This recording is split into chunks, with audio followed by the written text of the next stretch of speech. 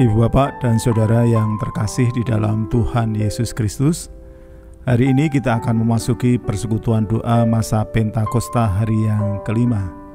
Dan hari ini saya akan memandu perenungan persekutuan doa. Sebelumnya, mari kita memulainya dengan bersaat teduh sejenak.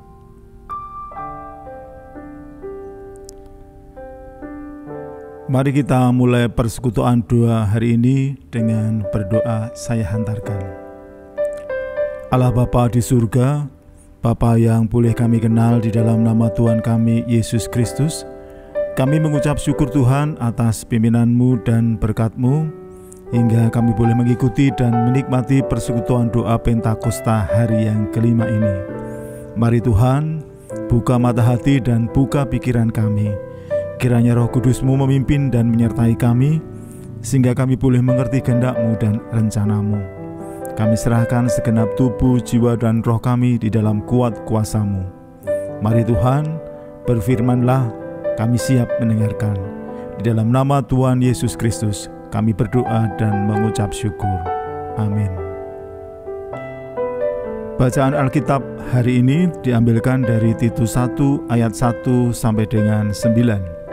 Titus 1 ayat 1 sampai dengan 9. Salam dari Paulus, hamba Allah dan Rasul Yesus Kristus, untuk memelihara iman orang-orang pilihan Allah dan pengetahuan akan kebenaran seperti yang nampak dalam ibadah kita, dan berdasarkan pengharapan akan hidup yang kekal, yang sebelum permulaan zaman sudah dijanjikan oleh Allah yang tidak berdusta, dan yang pada waktu yang dikehendakinya telah menyatakan firman-Nya dalam pemberitaan Injil yang telah dipercayakan kepadaku sesuai dengan perintah Allah Juru Selamat kita.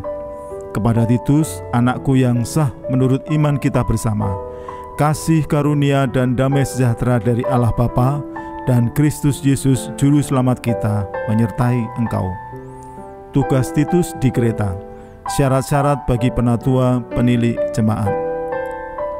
Aku telah meninggalkan engkau di Kreta dengan maksud ini, supaya engkau mengatur apa yang masih perlu diatur, dan supaya engkau menetapkan penatua-penatua di setiap kota, seperti yang telah kupesankan kepadamu, yakni orang-orang yang tak bercacat, yang mempunyai hanya satu istri, yang anak-anaknya hidup beriman, dan tidak dapat dituduh karena hidup tidak senonoh atau hidup tidak tertib.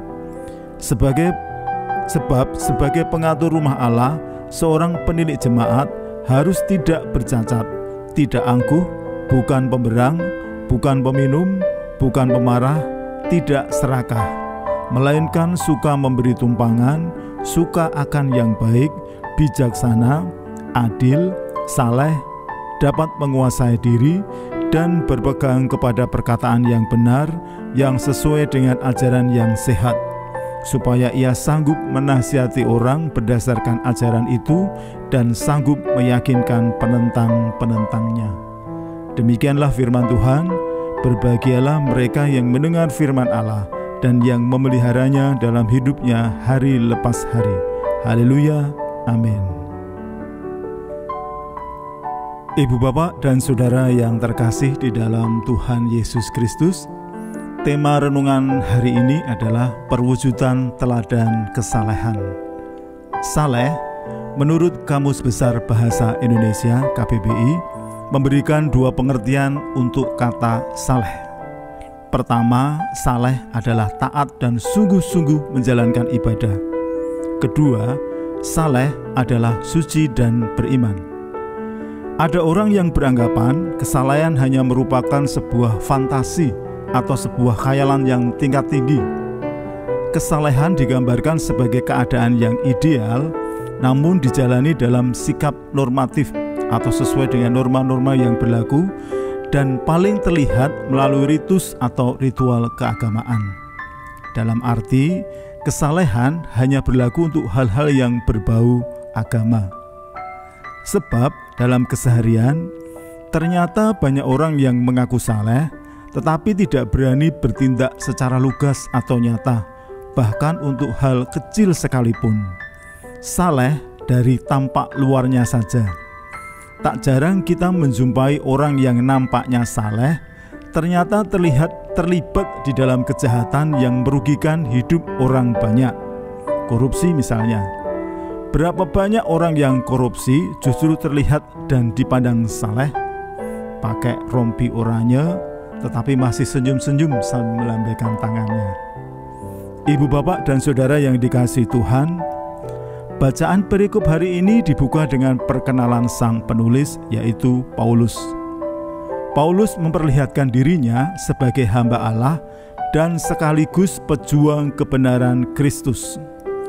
Paulus menunjukkan bahwa ada hal yang ingin diperjuangkan, yakni keyakinan bahwa Allah menyediakan hidup kekal bagi pengikutnya, yaitu bagi mereka yang berpegang pada kebenarannya. Dan hal ini terus-menerus disuarakannya di berbagai tempat dengan keyakinan dan harapan bahwa kabar baik itu akan sampai dan mengakar di hati orang-orang yang mendengarnya.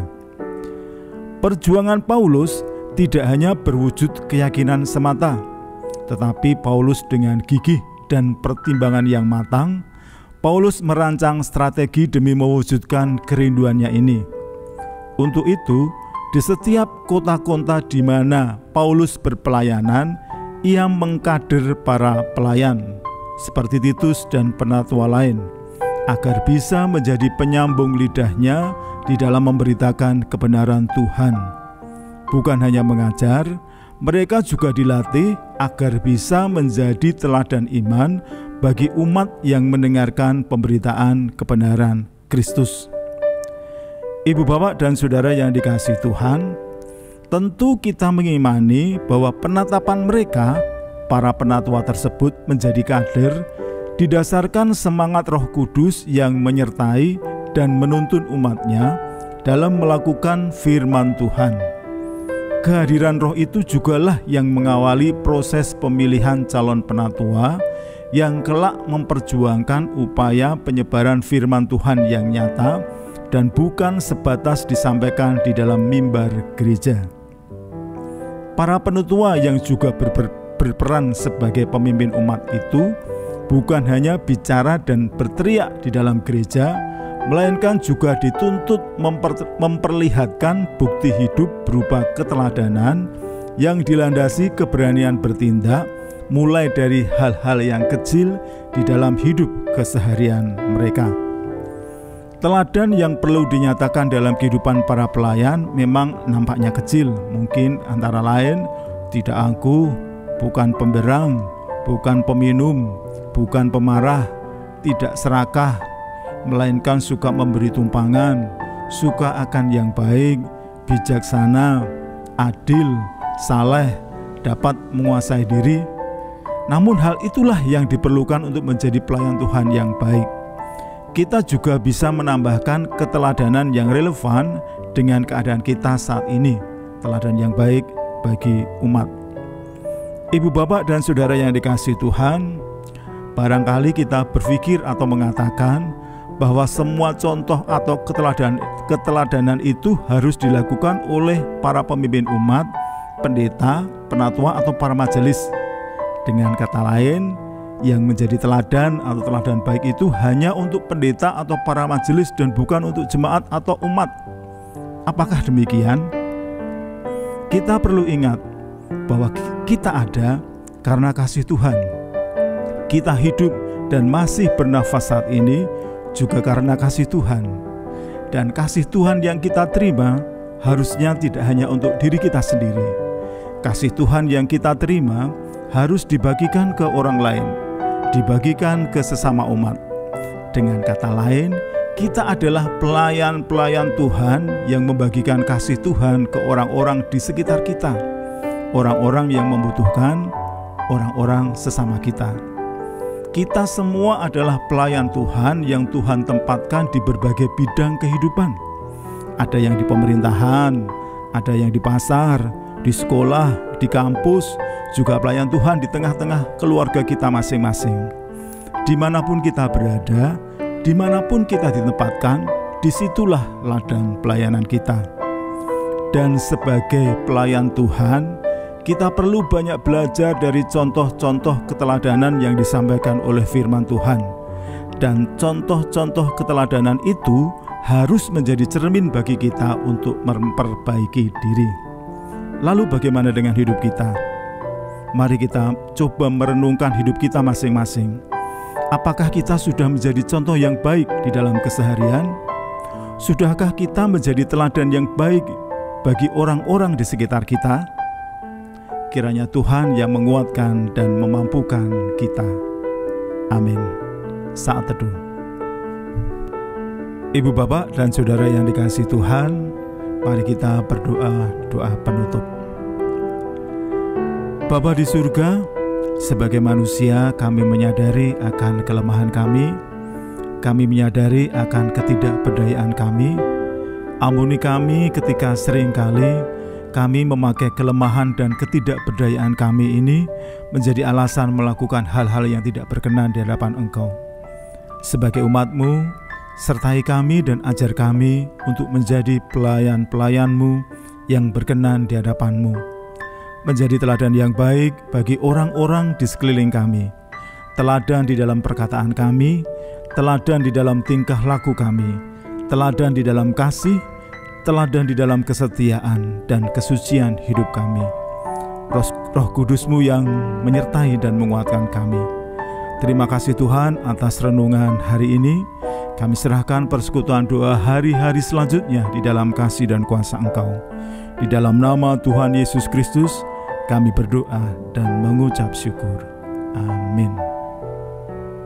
Ibu, bapak, dan saudara yang dikasihi Tuhan, demikianlah persekutuan doa hari ini. Mari mengarahkan hati kita dan menerima berkat Tuhan. Tuhan memberkati kita dan melindungi kita. Tuhan menyinari kita dengan wajah-Nya dan memberi kita kasih karunia. Tuhan menghadapkan wajah-Nya kepada kita dan memberi kita damai sejahtera. Haleluya. Amin.